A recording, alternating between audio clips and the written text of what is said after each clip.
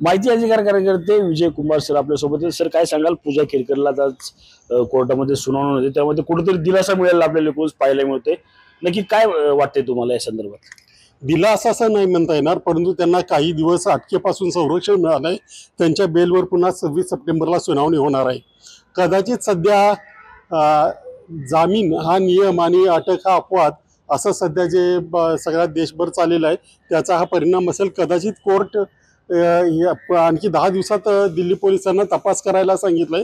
त्यामुळे कोर्ट कदाचित सगळ्या बाबींचा विचार करून 26 सप्टेंबरला त्यांच्या बेलवर निकाल देईल असा मला विश्वास वाटतोय. कारण याच्यामध्ये जी कागदपत्र आहेत ती सगळी कागदपत्र ही खरी आहेत.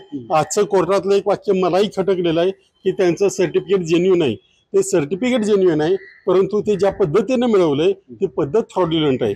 आणि दुसरी गोष्ट त्याच्यामध्ये आणखी असंही म्हटलेलं आहे की पूजा केरकर या पुन्हा एम्सच्या समोर जायला तयार आहेत की असं त्यांनी म्हटलंय.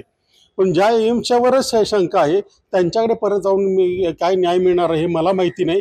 परंतु पुढच्या तारखेला मला वाटतं तोपर्यंत पोलिसांचाही तपास पूर्ण झालेला असेल, म्हणजे त्यांना अटक का करावी या संदर्भातला, आणि पुढच्या तारखेला सकारात्मक म्हणजे त्यांना बेल मिळणार नाही असा मला विश्वास वाटतो.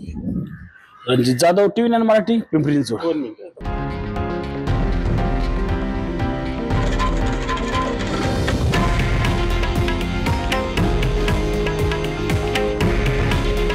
हे आहे देशातील नंबर 1 न्यूज नेटवर्क आणि आपण पाहत आहात TV9 मराठी.